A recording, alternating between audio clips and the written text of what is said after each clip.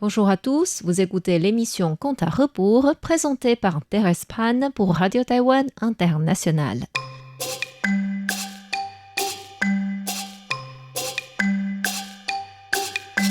La semaine dernière, nous avons vu des gens venant de la ville Chenzhou porter plainte devant Bao Gong pour l'injustice qu'ils avaient subie de la part du beau-frère de l'empereur.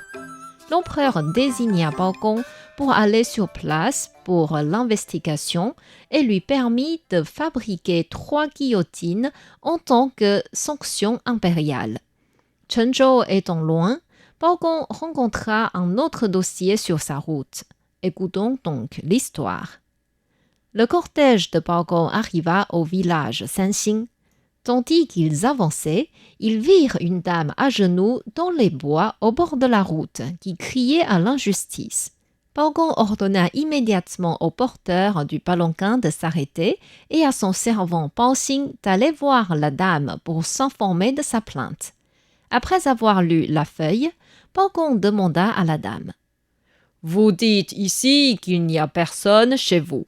Alors, qui a écrit cette plainte pour vous ?» « Je l'ai écrit moi-même.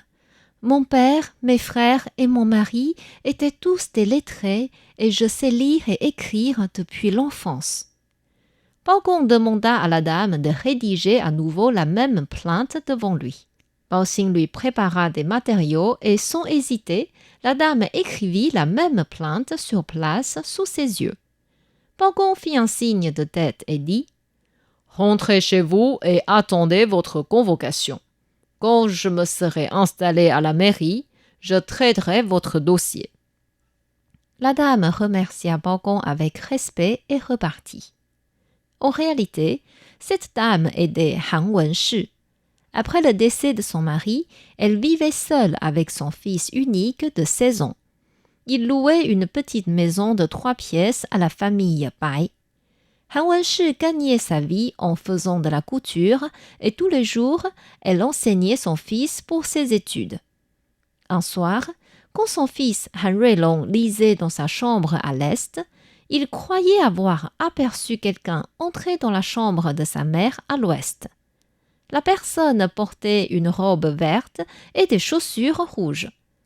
Han Ruilong alla immédiatement à la chambre à l'ouest et vit sa mère en train de coudre comme si de rien n'était.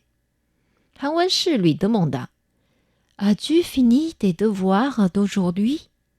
Pour ne pas effrayer sa mère, Han Ruilong répondit « Je voudrais vérifier l'origine d'une histoire dans un livre. » Il alla donc devant leur coffre de livres. Il fit semblant de chercher un livre, tout en parcourant discrètement la chambre du regard, mais n'y trouva personne d'autre. Rien à faire, il ne pouvait que partir avec un livre qu'il prit au hasard. Cette nuit-là, il n'arrivait pas à s'endormir. Il craignait qu'un voleur se soit caché dans un coin de la maison, mais il ne voulait pas non plus partager cette inquiétude à sa mère pour éviter qu'elle ne prenne peur. Le lendemain soir, quand Han Ruilong faisait ses devoirs, il vit de nouveau la même personne pénétrer dans la chambre de sa mère.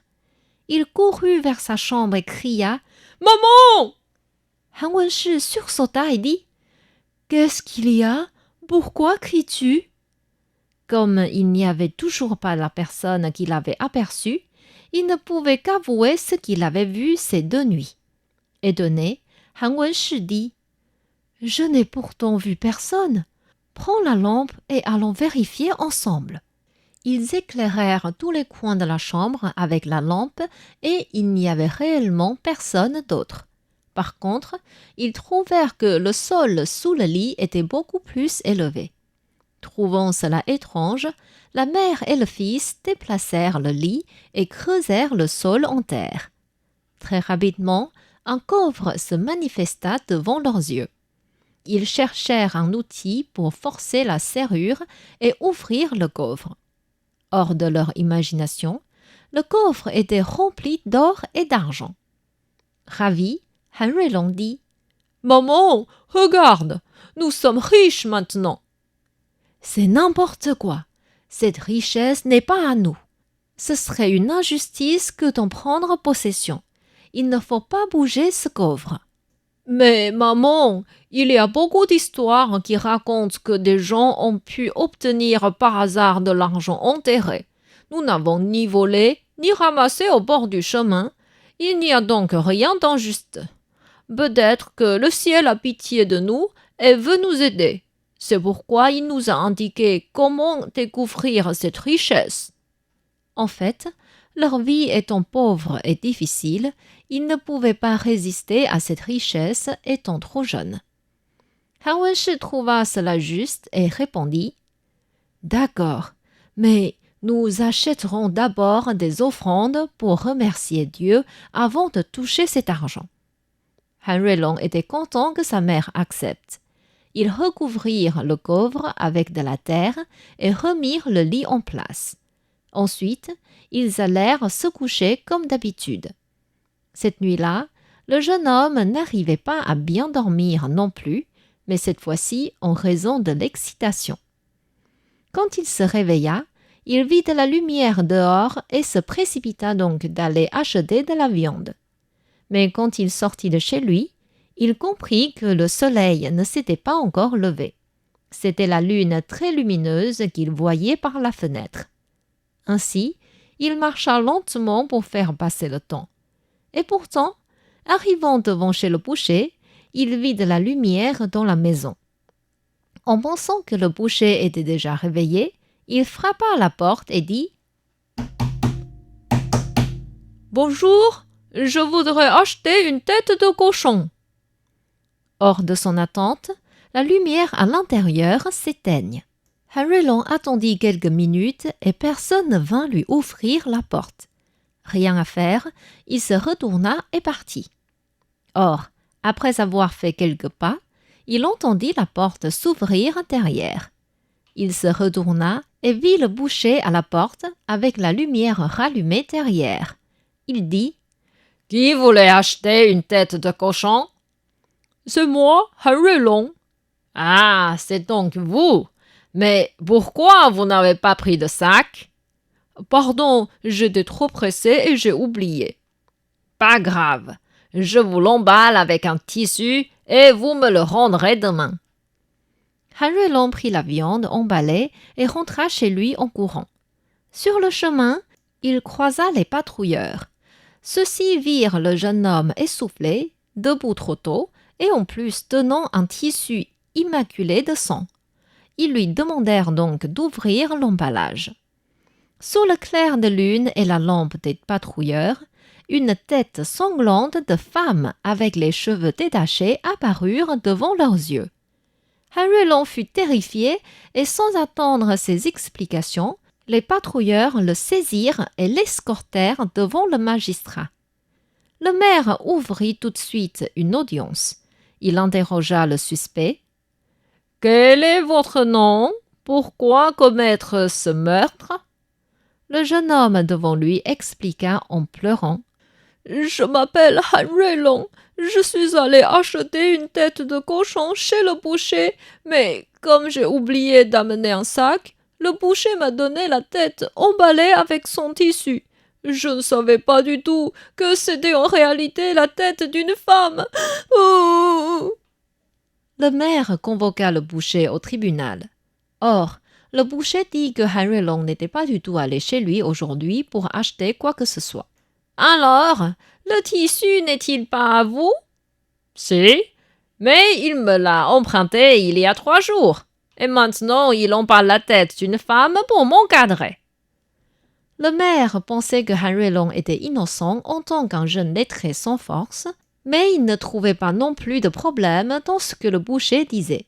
Ainsi, il plaça les 2 personnes en prison en attendant. Quand Bao Gong arriva à la mairie, le maire l'accueillit chaleureusement.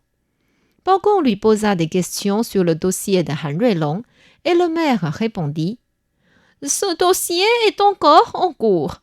J'ai du mal à le résoudre. » Ainsi, Bao Gong lui demanda de préparer le tribunal pour interroger les suspects. Han Ruilong entra en premier. Tremblant, il se mit à genoux et on pouvait voir des traces de larmes sur son visage. Bao Gong le questionna. « Han Ruilong, Pourquoi avez-vous commis ce meurtre? Racontez-moi tout.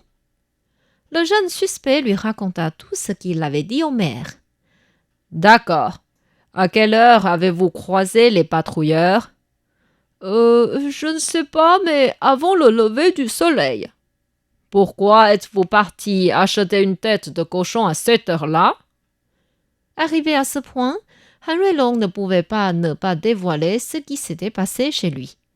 Ainsi, il raconta tout honnêtement et se mit à pleurer en disant « Je vous prie d'épargner ma vie !»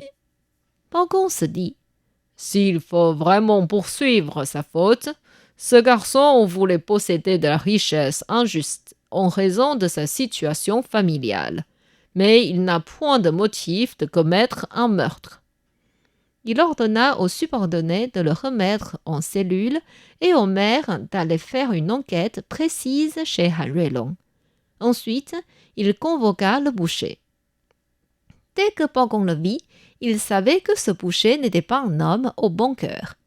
Comme il maintenait sa même version des faits, Bao Gong ordonna aux subordonnés de lui donner 20 claques et 30 coups de bâton. Et pourtant, le boucher ne reconnaissait toujours pas avoir vu Henry Long ce matin-là. Bao Gong ne pouvait que le remettre en prison en attendant. À ce moment-là, le maire revint lui faire son rapport. « J'ai trouvé le coffre chez Henry Long à l'endroit où il indiquait, mais ce sont des billets de funérailles dedans et non du vrai argent.